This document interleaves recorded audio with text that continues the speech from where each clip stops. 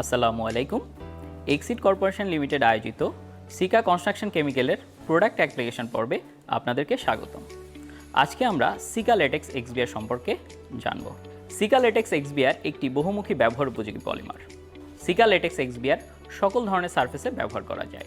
Seeker latex XBR ব্যবহার করলে আপনার কনক্রিটের ফ্লেক্সিবিলিটি, ইলাস্টিসিটি এবং টেনসাইল স্ট্রেংথ বৃদ্ধি পাবে, যা ওয়াটারপ্রুফিং, বন্ডিং এবং রিপেয়ারের কাজে ব্যবহার করা হয়। সিকা ল্যাটেক্স এক্সবিআর সব ধরনের সারফেসে ব্যবহার উপযোগী। Seeker latex XBR 1 KG, 5 KG এবং 20 কেজির প্যাকেজিংয়ে পাওয়া যায়। এখন আমরা দেখব সিকা ল্যাটেক্স এক্সবিআর ব্যবহার করে কিভাবে ওয়াটারপ্রুফিং করতে হয়।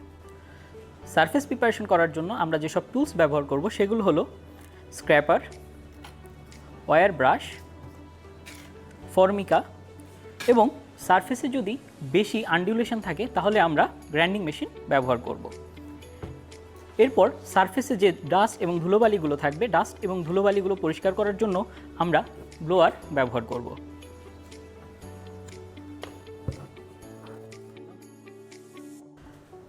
সিকা ল্যাটেক্স এক্সবিআর মিশ্রণ করার জন্য আমরা মিক্সচার মেশিন ব্যবহার করতে পারি।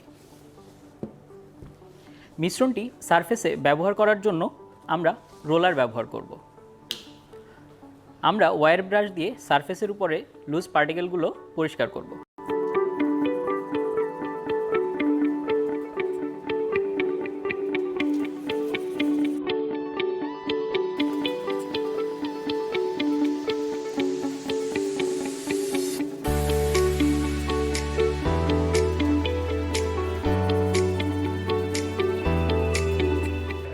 এখন আমরা সারফেসের উপর পড়ে থাকা ধুলোবালি পরিষ্কার করার জন্য ব্লোয়ার ব্যবহার করব। ব্লোয়ার ব্যবহার করে ধুলোবালি পরিষ্কার করার পরে সারফেসটি পানি দিয়ে ভিজিয়ে এসএসডি কন্ডিশনে নিতে হবে।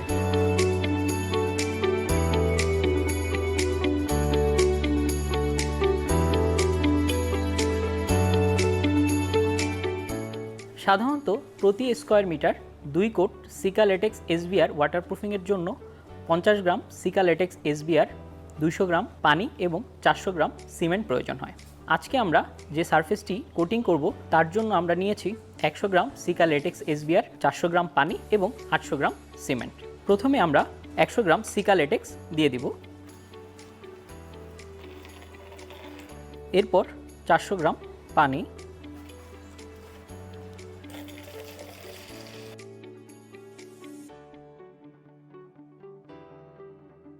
আটশো গ্রাম সিমেন্ট দিয়ে মিক্সচার মেশিনের সাহায্যে মিশ্রণটি তৈরি করে নিব।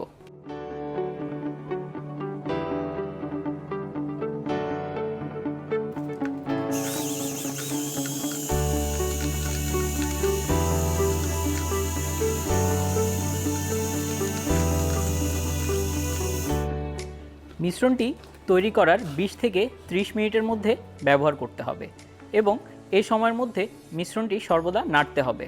সিকা ল্যাটেক্স এক্সবিআর দিয়ে ওয়াটারপ্রুফিং করার দুটি অপশন আছে। একটি হচ্ছে অতিরিক্ত রেইনফোর্সমেন্ট হিসাবে সিকা ফেব্রিক 50 ব্যবহার করে ওয়াটারপ্রুফ করা এবং আরেকটি হচ্ছে সিকা ফেব্রিক 50 অথবা ফ্যাবন ব্যবহার না করে ওয়াটারপ্রুফিং করা। প্রথমে দেখব সিকা ল্যাটেক্স এক্সবিআর ও সিকা ফেব্রিক 50 ব্যবহার করে কিভাবে কনক্রিট সারফেস ওয়াটারপ্রুফ করতে হয়।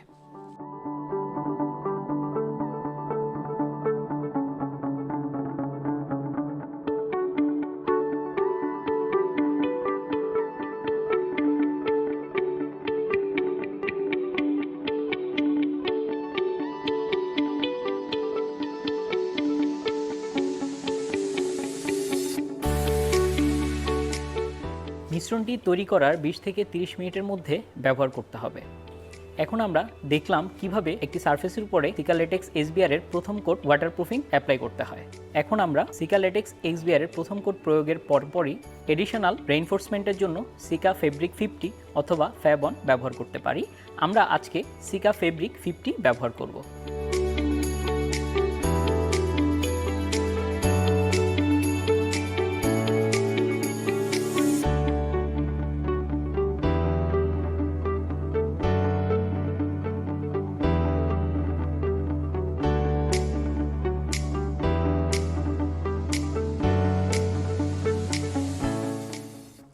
সিকা ল্যাটেক্স এক্সবিআর এর প্রথম কোট ব্যবহারের পরপরই ফ্যাব্রিক 50 ব্যবহার করতে হবে।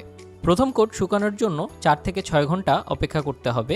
4 থেকে 6 ঘন্টা পর প্রথম কোট শুকিয়ে গেলে দ্বিতীয় কোট প্রয়োগ করতে হবে। দ্বিতীয় কোট প্রয়োগের ক্ষেত্রে প্রথম কোট যে ডিরেকশনে দেওয়া হয়েছিল দ্বিতীয় কোট তার আড়াআড়ি ডিরেকশনে প্রয়োগ করতে হবে।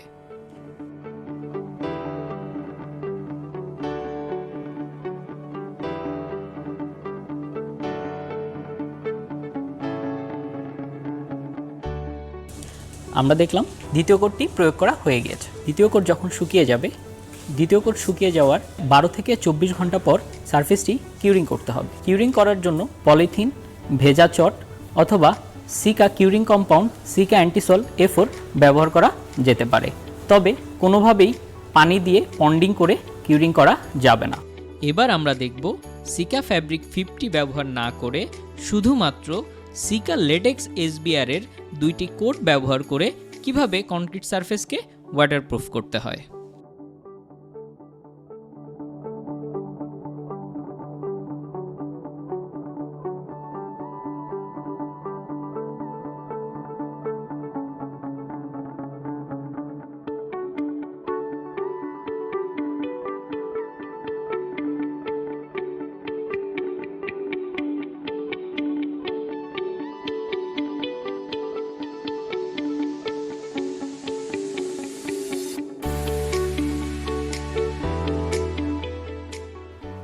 আমরা সিকা লেটেক্স SBR ব্যবহার করে ওয়াটারপ্রুফিংয়ের 2টি পদ্ধতি দেখলাম।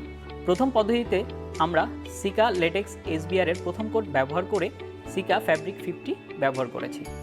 এরপর প্রথম কোট শুকিয়ে যাওয়ার পরে 2 থেকে 4 ঘন্টা পরে আমরা দ্বিতীয় কোট প্রয়োগ করেছি। দ্বিতীয় পদ্ধতিতে আমরা সিকা ফ্যাব্রিক ব্যবহার না করে সাধারণভাবে প্রথম কোট প্রয়োগ করার পরে 2 থেকে 4 ঘন্টা পর শুকিয়ে যাওয়ার পরে দ্বিতীয় কোট আড়াআড়িভাবে প্রয়োগ করেছি। দুটি পদ্ধতিতেই আমাদেরকে কিউরিং এবং স্ক্রিপ্ট করতে হবে। কিউরিং করার জন্য আমরা পলিথিন, ভেজা চট অথবা Sika curing compound Sika Antisol A4 ব্যবহার করতে পারি। সারফেসটি প্রোটেক্ট করার জন্য অবশ্যই সিসি অথবা স্ক্রিপ্ট কাস্টিং করতে হবে।